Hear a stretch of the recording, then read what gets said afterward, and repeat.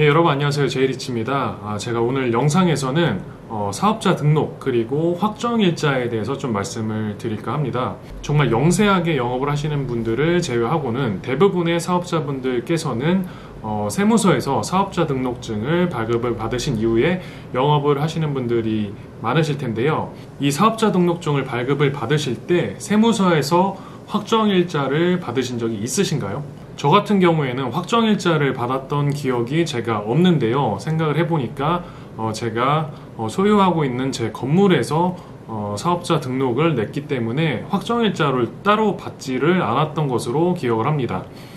그러나 이제 대부분의 경우에는 일정한 상가 건물에 임대차 계약을 맺은 이후에 사업자 등록을 받아서 운영을 하시게 될 텐데, 이때 경우에 따라서는 사업자 등록증을 발급을 받으시면서 확정일자를 받아 놓아야만 하는 상가가 있을 수도 있어서 제가 그 부분을 오늘 소개를 해드릴까 합니다.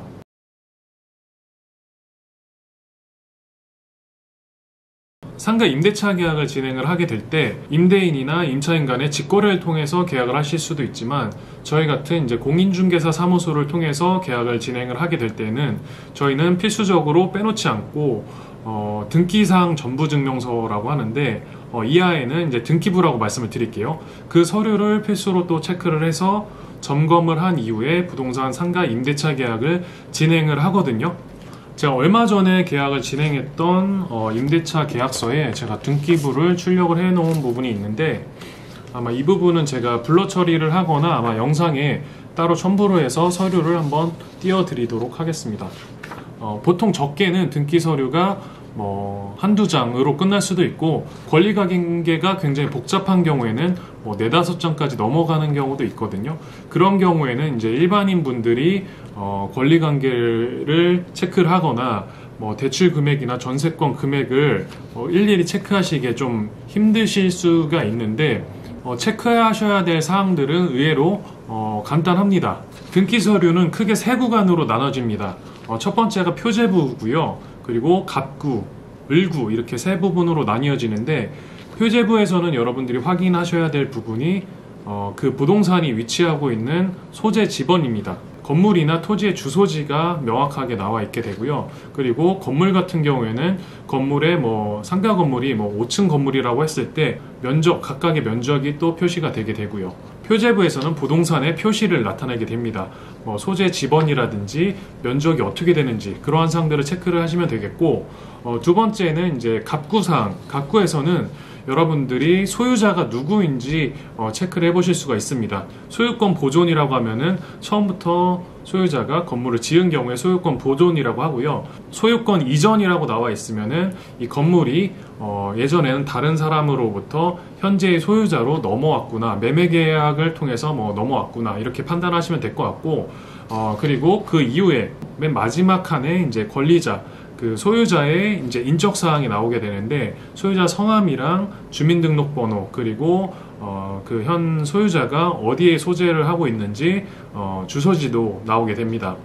그래서 표제부 갑구에서는 이렇게 간단하게 여러분들이 부동산의 표시랑 소유자의 인적 사항 정도 체크를 하실 수가 있고, 마지막으로 을구 사항이 굉장히 중요한데요. 을구 사항에서는 소유권을 제외한 모든 사항들이 이쪽에 표시가 되게 됩니다.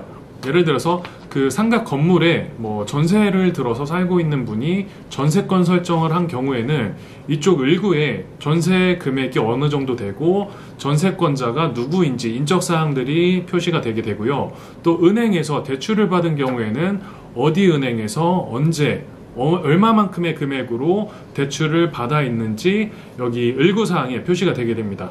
현실적으로는 이제 일반인 분들 같은 경우에는 을구 사항에서 이제 근저당권 금액이라든지 전세권 금액이 건물 가치랑 비교했을 때 많은지 적은지를 판단하시기가 굉장히 힘들거든요. 그렇기 때문에 보증금이라든지 월세가 높은 상가 영업을 하셔야 되는 임차인 분들께서는 인근에 있는 공인중개사 사무소를 통해서 반드시 이러한 부분들을 꼼꼼히 체크를 하시고 상가 계약을 하셔야지 후일에 탈이 없을 거라고 생각이 합니다. 네, 그러면 제가 지금까지 이제 등기 서류를 통해서 을구사항을 조금 중점적으로 체크를 해보시라고 말씀을 드렸잖아요. 근저당권 금액이 적으면 굉장히 문제가 없겠지만 건물 가치에 비해서 근저당권 금액이나 전세권 금액이 높게 설정되어 있는 경우에는 세무서에서 사업자 등록만 하실 것이 아니라 확정일자도 반드시 받으셔야 합니다. 그 이유는 만에 하나 그 상가 건물이 이제 뭐 문제가 생겨서 경매에 넘어가게 되었을 경우에는 일반적으로 건물의 가치보다 경매 낙찰 금액은 더 떨어지기 마련이기 때문에, 예를 들어서 뭐 20억 가치가 되는 건물이 경매로 넘어가게 되면 뭐 15억이 될 수도 있고 뭐 12억이 될 수도 있고, 이렇게 뚝뚝 경매가 진행이 되면서 건물 가치가 떨어질 수가 있거든요. 경매로 넘어가게 되면 그 보증금을 안전하게 회수할 수 있는 기회를 잃어버리게 됩니다. 이러한 사유로 상가 임대차 보호법에서는 대항 요건을 갖추고 확정 일자를 받은 임차인에게는 후순위 권리자나 그 밖의 채권자보다 우선하여 보증금을 회수할 수 있는 기회를 보장을 해주고 있습니다. 여기서 대항 요건이랑 뭐 확정 일자, 후순위 권리자라는 이제 용어에 대해서 간략하게 설명을 드리면, 대항 요건은 여러분들께서 그 상가 건물에 실제로 사업자 등록을 내고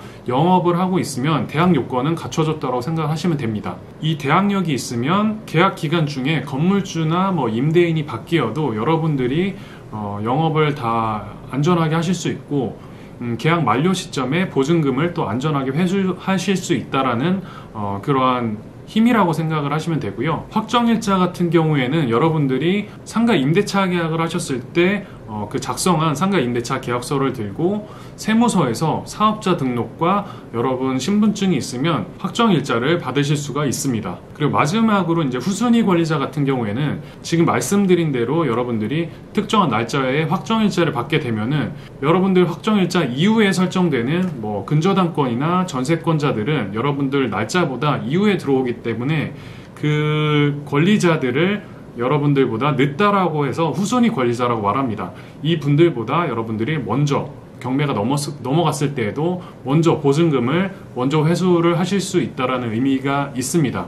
정리를 해서 다시 말씀을 드리자면, 여러분들이 상가 임대차 계약을 통해 들어가려는 건물이 있는데 그 건물에 그 을구사항을 봤더니 채권 최고액 근저당권 금액이 굉장히 크거나 전세권 금액이 굉장히 크다라고 했을 때에는 그 건물이 경매로 넘어갔을 경우에는 여러분들의 보증금을 안전하게 회수하실 수 없을 수도 있기 때문에 임대차 계약서를 들고 관할 세무서에 가셔서 사업자 등록을 신청을 하실 때 확정일자를 함께 발급을 받으시길 권해드립니다. 그 확정일자를 받음으로써 여러분들이 설정한 그 날짜보다 이후에 들어오는 후순위 권리자들은 확정일자를 먼저 받은 여러분들께서 보증금을 안전하게 회수하신 이후에 후순위 권리자가 남은 금액을 회수하실 수가 있습니다. 네, 오늘은 상가 임대차 계약을 진행을 하시는 자영업자분들께 사업자 등록을 할 때 확정일자도 받으시기를 좀 권해드리는 영상이었고요. 영상이 조금 어려우셨거나 좀 궁금하신 사항이 있다라고 하면은 하단에 댓글을 남겨주시면 제가 체크를 해보고 답변을 드리도록 하겠습니다. 네, 오늘 영상이 좀 도움이 되셨다라고 하면요, 좋아요와 구독 버튼 눌러주시고요. 저는 또 다음 영상에서 뵙도록 하겠습니다. 감사합니다.